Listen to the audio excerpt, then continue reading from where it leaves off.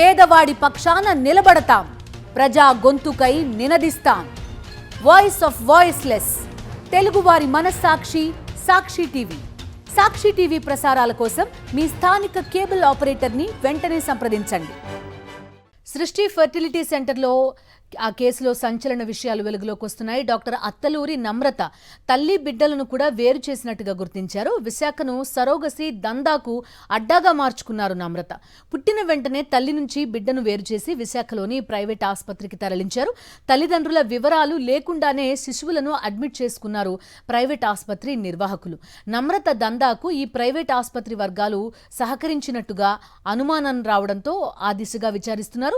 Surrogacy ఎపిసోడ్లో కీలకంగా వ్యవహరించిన కళ్యాణ్ నుంచి మరింత సమాచారం రాబడుతున్నారు పోలీసులు. పూర్తి డీటెయిల్స్ అందిస్తారు విశాఖ నుంచి మా కరెస్పాండెంట్ నరేష్ లైవ్ లో జాయిన్ అవుతున్నారు. నరేష్ చెప్పండి, ఒకటి సరోగసి అంశం, రెండోది చైల్డ్ ట్రాఫికింగ్ అంశం. ప్రస్తుతం రెండు అంశాల దిశగా ఈ కేసు నడుస్తున్నట్టుగా కనిపిస్తోంది. ఏమిటి ప్రైవేట్ ఆసుపత్రి నిర్వాహకం ఏమిటి, వాళ్ళు ఏం చేశారు, డాక్టర్ నమ్రత ఏం చేసేది, ఆమె మోడస్ ఆపరెండి ఎట్లా ఉండేది?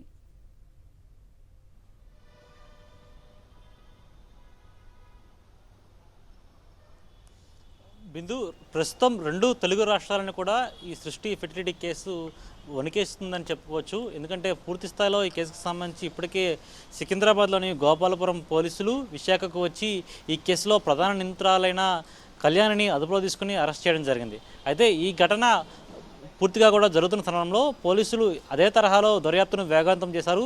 ఆ దర్యాప్తు జరిగిన క్రమంలోనే ఢిల్లీ నుంచి ఇక్కడ తీసుకుని వచ్చి ఒక ప్రెగ్నెంట్ లేడీని డెలివరీ చేసిన తర్వాత తల్లి బిడ్డను వేరు చేసి ఆ బిడ్డను వేరొక ప్రైవేట్ ఆసుపత్రికి తరలించారని, ఇదే తరహాలో గతంలో కూడా వీరు సరోగసి పేరుతోటి ఏదైతే చైల్డ్ ట్రాఫికింగ్ చేస్తున్నారో ఈ ముఠాలో సభ్యులందరూ కూడా కొంతమంది డాక్టర్లను ఎంచుకొని కొన్ని ప్రైవేట్ ఆసుపత్రుల్లో అడ్డాగా చేసుకొని ఈ విధంగా తల్లిని బిడ్డను వేరు చేసి తల్లిని ఏదైతే స్వస్థలాన్ని పంపించేసిన తర్వాత కొన్ని రోజుల పాటు కూడా ఆసుపత్రిలో ఆ నవజాత శిశువును ఉంచినట్లుగా గుర్తించారు పోలీసు అధికారులు. ఇదే తరహాలో ఎంతమంది డాక్టర్లు వీరి కింద పనిచేస్తున్నారు, వీరి ముఠాలో ఎంతమంది డాక్టర్లు ఉన్నారు, విశాఖపట్నాన్ని కేంద్రంగా మార్చుకొని, ఎందుకంటే హైదరాబాద్లో పేషెంట్ వచ్చినప్పుడు కూడా విశాఖపట్నంలోనే వారికి శాంపిల్స్ తీసుకుంటామని లేకపోతే శాంపిల్స్ ఇస్తామన్న నేపథ్యంలో ఎగ్ ప్రొడ్యూస్ చేస్తామని కూడా ఏదైతే హైదరాబాద్లో ఉన్న బాధితులు ఎవరికైనా విశాఖపట్నం నుంచే జరుగుతుందని కూడా చెప్పడం జరిగింది. కొంతమంది బాధితులను హైదరాబాద్ నగరం నుంచి విశాఖపట్నం కూడా ఈ టీం తీసుకురావడం జరిగింది. ఇదే తరహాలో పూర్తి స్థాయిలో టాస్క్ ఫోర్స్ పోలీసులు దర్యాప్తు వేగవంతం చేస్తున్నారు. అందులో భాగంగా కీలక అంశాలు బయటకు వస్తున్నాయి.